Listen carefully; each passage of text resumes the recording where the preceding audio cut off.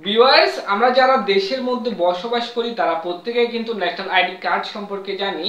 তো national ID card হচ্ছে মূলত আপনাকে একটা দেশের নাগরিক হিসেবে বিবেচনা করা।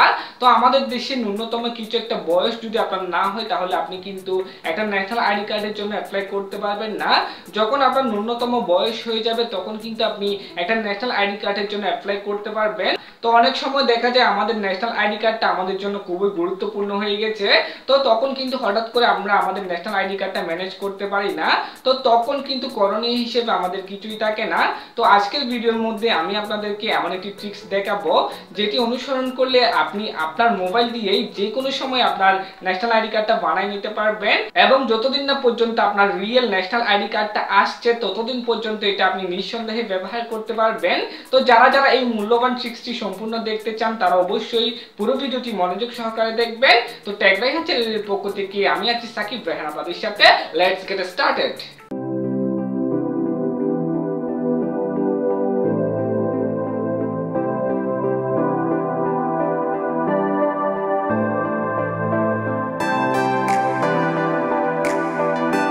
ইউটিউবে প্রযুক্তি রিলেটেড নতুন নতুন ভিডিওগুলো সবার আগে পেতে এখনই আমাদের চ্যানেলটি সাবস্ক্রাইব করুন এবং পাশে যে নোটিফিকেশন বেল আইকনটি আছে সেটি অন করে দিন সবার আগে ভিডিও নোটিফিকেশন পেতে।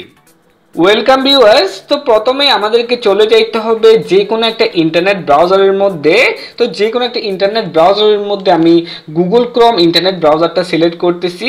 তো গুগল ক্রোম ইন্টারনেট ব্রাউজারটা সিলেক্ট করার পরে আপনাকে যেটা করতে হবে সার্চ বক্সের মধ্যে জাস্ট লিখতে হবে NID need ID card maker লিখে জাস্ট আপনাকে চার্জ করতে হবে। নিড আইডি কার্ড মেকার লিখে চার্জ করার সাথে সাথে একদম প্রথমে যে ওয়েবসাইটটি এখানের মধ্যে আসছে সেটার উপর আপনাকে ক্লিক করতে হবে। সেটার উপরে ক্লিক করার পর দেখুন এখানে লেখা আছে লেটেস্ট ভার্সন। এই যে লেটেস্ট ভার্সনের উপর আপনাকে ক্লিক করতে হবে। এখান থেকে মূলত আপনাকে একটা অ্যাপস ডাউনলোড করতে হবে। তো তারপরে এইরকমভাবে আরেকটা পেজ চলে আসবে যেখানের মধ্যে একদম নিচে দেখুন লেখা আছে ডাউনলোড। এই যে দেখুন ডাউনলোড অপশনটার উপর জাস্ট আপনাকে ক্লিক করতে হবে। তো আপনি সিম্পলি ডাউনলোড অপশনটার উপর ক্লিক করবেন।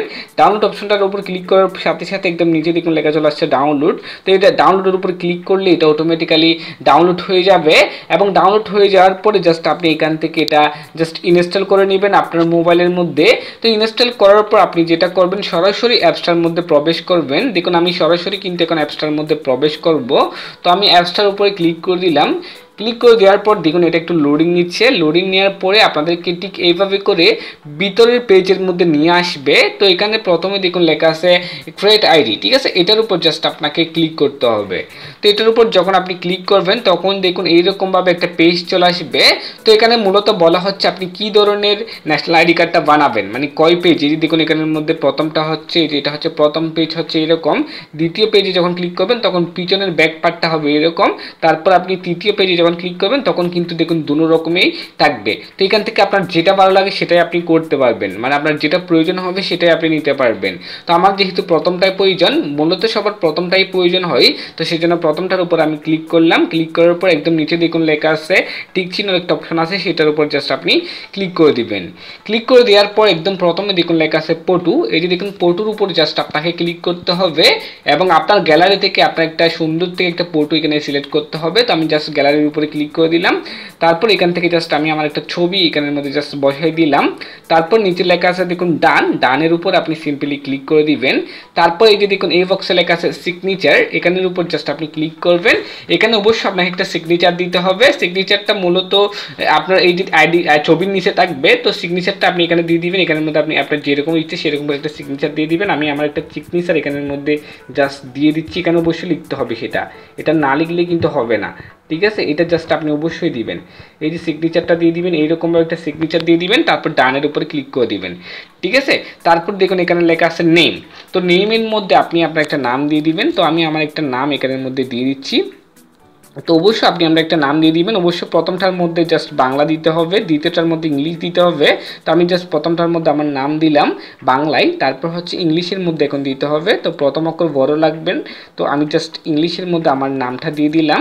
তারপর হচ্ছে দেখুন ফাদার্স নেম। তো ফাদার্স নেম তো আপনি রিয়েলভাবে দিবেন। তো আমি আমার ফাদার্স নেমটা রিয়েলভাবে এখানের মধ্যে দিচ্ছি।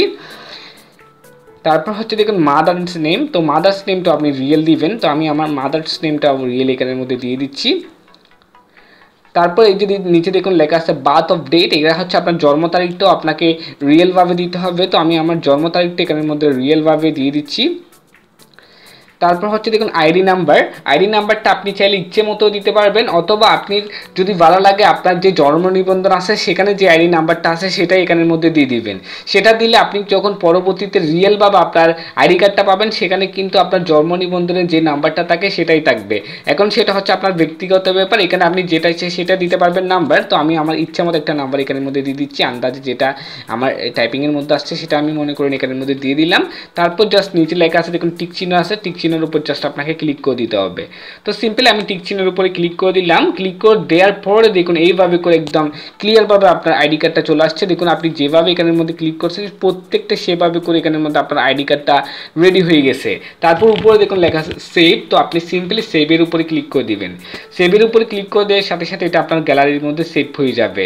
তো এখন বর্তমানে এটা আপনার গ্যালারির মধ্যে সেভ হয়ে যাবে। আপনি চাইলে এখান থেকে ভিউ করতে পারবেন, ভিউ করে দেখতে পারেন এটা আসলে কীরকম হয়েছে। দেখুন আমি এখন সরাসরি গ্যালারির মধ্যে চলে আসছি এবং গ্যালারি থেকে দেখুন এখানে চলে আসছে। এখন যেখানে জুমিং করলেও আপনি কিন্তু সেটা দেখতে পারবেন একদম ক্লিয়ার, কোনো এখানের মধ্যে কোনো কিছু হবে না। তো এখন এটা চাইলে আপনি আপনার যে কোনো কাজে ব্যবহার করতে পারবেন, কোনো রকম সমস্যা হবে না। পারলে এটা স্ক্যানিং করে নিবেন, স্ক্যানিং করতে না জানলেও কোনো সমস্যা নেই। আপনি যে কোনোভাবে এটা আপনার যে কোনো কাজে আপনি সেটা শেয়ার করতে পারবেন, অথবা আপনার যদি ফেসবুক আইডি ডিসেবল হয়ে যায় তখন এটা আপনার খুব গুরুত্বপূর্ণ কাজে দিবে। তো এটাই হচ্ছে মূলত আজকের এই ভিডিও। তো এটা আশা করি আপনাদের অনেক গুরুত্বপূর্ণ কাজে দিবে। তো ভিডিওটা ভালো লাগলে অবশ্যই একটা লাইক দিবেন আর কমেন্ট করে আপনার মূল্যবান মন্তব্যটুকু জানাবেন যে কেমন লাগলো সেটা। আর অবশ্যই আমাদের চ্যানেলটি সাবস্ক্রাইব করে আমাদের পাশে থাকবেন। ধন্যবাদ, ভালো থাকবেন সবাই।